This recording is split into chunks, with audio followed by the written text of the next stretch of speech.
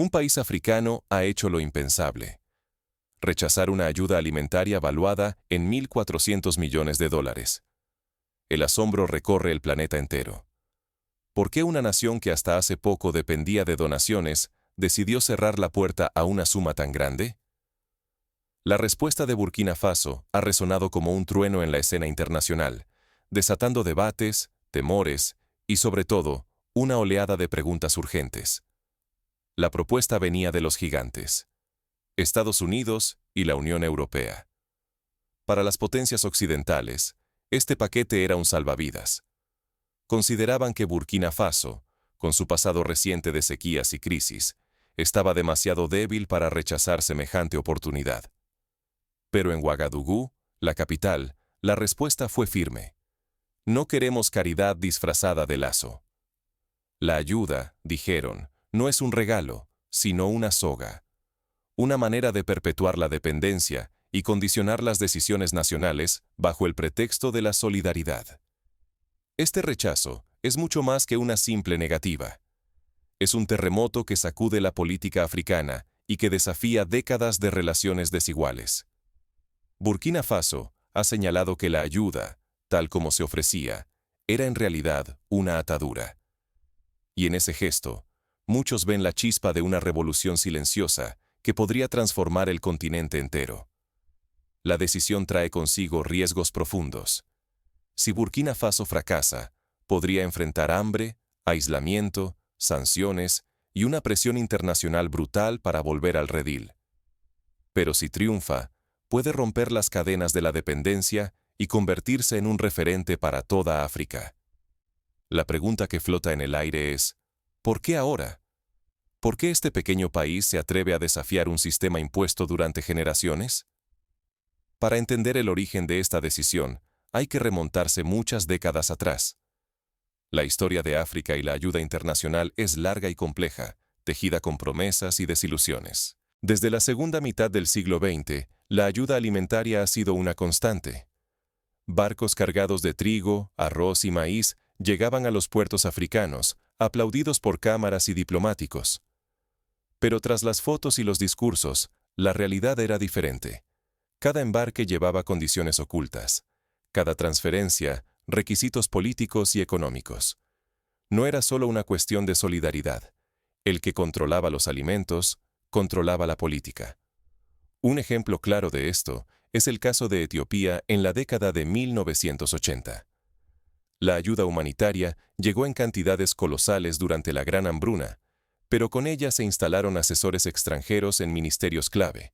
Se dictaron políticas agrícolas ajenas a la realidad local y se impuso la compra de insumos importados.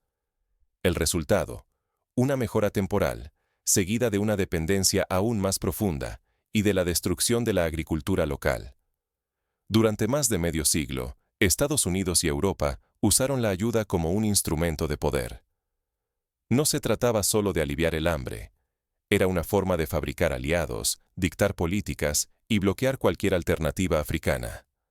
El mensaje era claro: quien controlaba los alimentos imponía su voluntad. Pero esa era parece estar llegando a su fin. En Burkina Faso, el guión comenzó a cambiar hace apenas 3 años. Tras décadas de recibir ayuda, el país apostó por reconstruir su agricultura desde abajo. Se recuperaron tierras abandonadas, se restauraron canales de riego ancestrales y se priorizaron semillas locales adaptadas al clima semidesértico. Un ejemplo concreto es el del Valle de Suru, donde cooperativas de mujeres lograron duplicar la producción de sorgo usando técnicas tradicionales combinadas con riego por goteo. Hoy, Burkina Faso cubre casi el 85% de sus propias necesidades alimentarias. Pero esta transformación no es un caso aislado.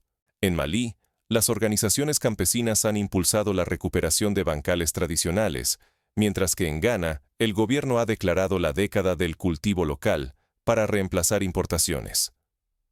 En Níger, agricultores rurales han creado bancos de semillas autóctonas capaces de resistir las sequías.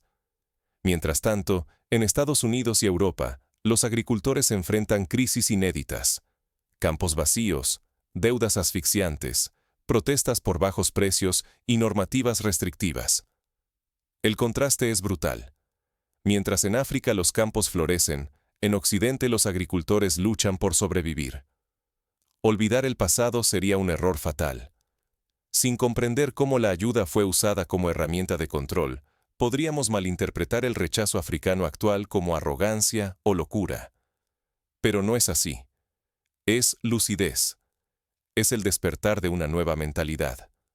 La autosuficiencia vale más que cualquier promesa de apoyo externo. En la historia reciente, países como Vietnam y Brasil lograron romper la dependencia alimentaria apostando por la producción local, y hoy son exportadores netos de alimentos. África observa estos ejemplos y busca replicar el modelo, adaptándolo a su realidad. Aún así, ¿qué se esconde tras el polémico paquete de ayuda rechazado? Aquí comienza el verdadero conflicto, con detalles que rara vez llegan a los titulares. Lo que parecía una simple donación, en realidad traía condiciones y riesgos ocultos. Para Burkina Faso, aceptar esa ayuda significaba renunciar a una parte de su recién conquistada libertad. Por ejemplo, el acuerdo exigía la importación masiva de grano occidental, lo que habría desplazado a los productores locales justo cuando comenzaban a estabilizarse tras años de sequía y conflicto. Además, la ayuda imponía la apertura de nuevos corredores comerciales bajo vigilancia internacional. Eso implicaba la entrada de consultores y auditores extranjeros en todas las etapas de la cadena agrícola y comercial. No era solo traer alimentos, era entregar la soberanía.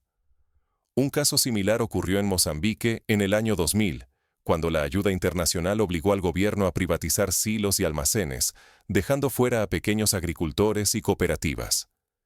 El acuerdo incluía otra trampa: la reintroducción obligatoria de cultivos incompatibles con los suelos de Burkina Faso, como el trigo modificado para soportar el transporte transatlántico, pero incapaz de prosperar en el Sahel.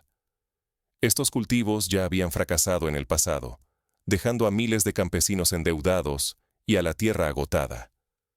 El objetivo real no era mejorar la productividad, sino asegurar la dependencia tecnológica y comercial respecto a Occidente, perpetuando la vulnerabilidad africana.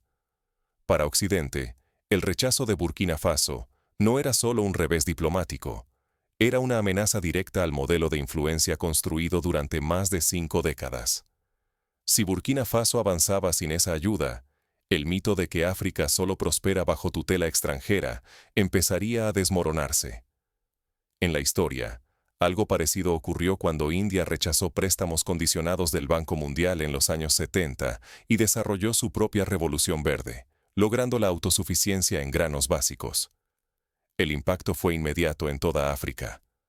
Países vecinos como Malí y Níger observaron con atención, viendo en la decisión de Burkina Faso una invitación a repensar sus propios vínculos con Europa y Estados Unidos.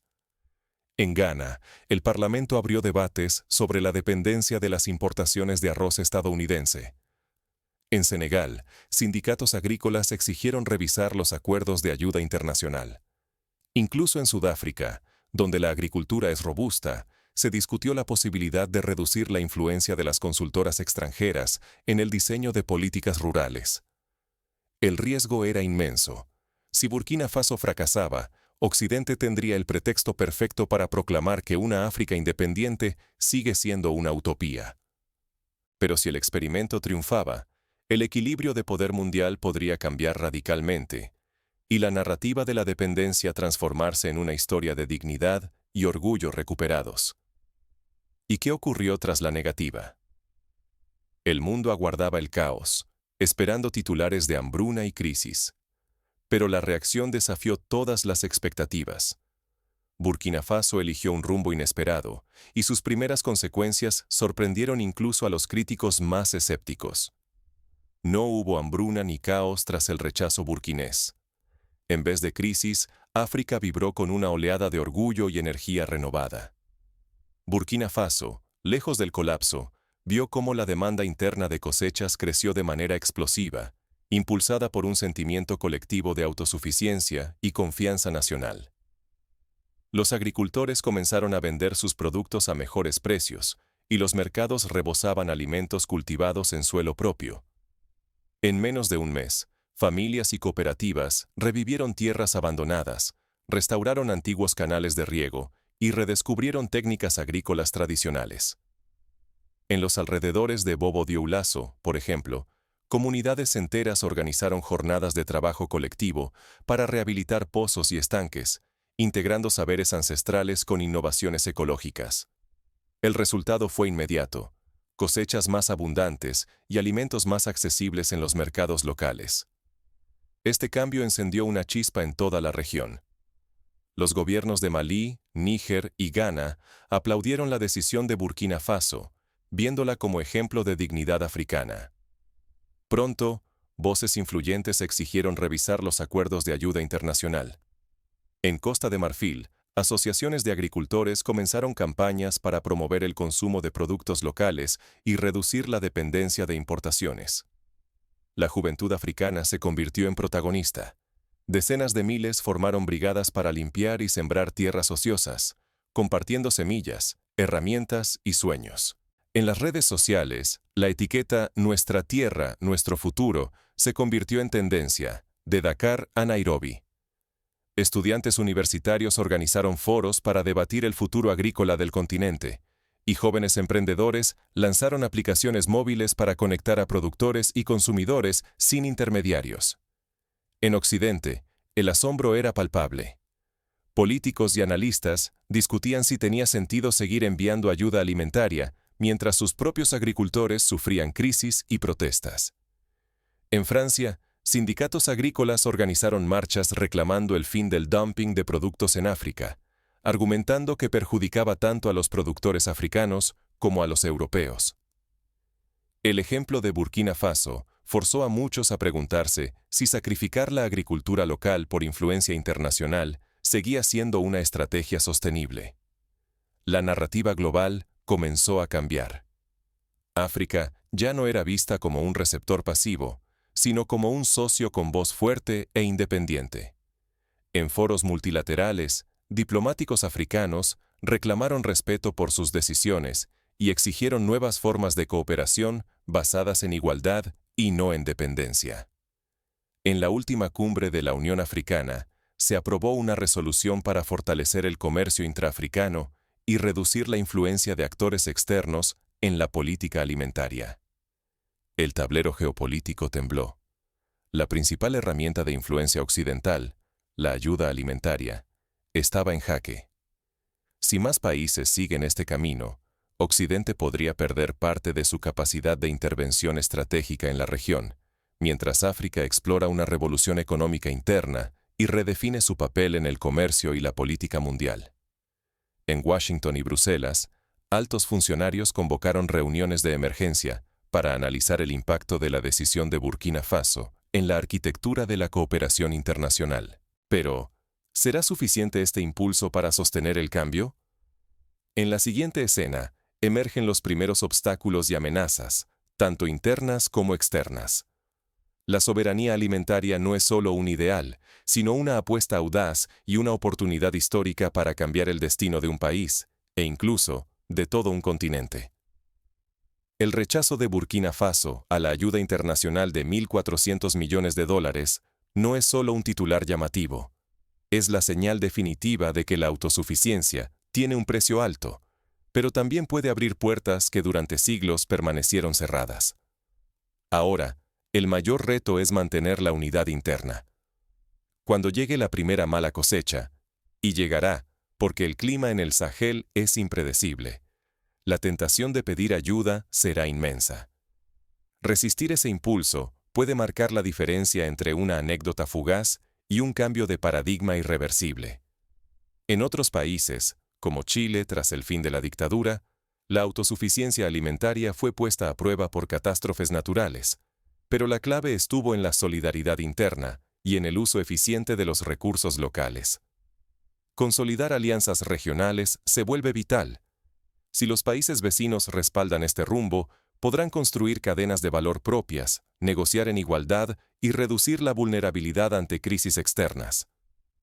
El ejemplo de la Comunidad Económica de Estados de África Occidental, CEDEAO, que ha impulsado la creación de reservas regionales de alimentos, muestra que la cooperación entre países africanos puede ser más efectiva que la ayuda condicionada del exterior. La gran oportunidad está en transformar la agricultura local en el motor del desarrollo.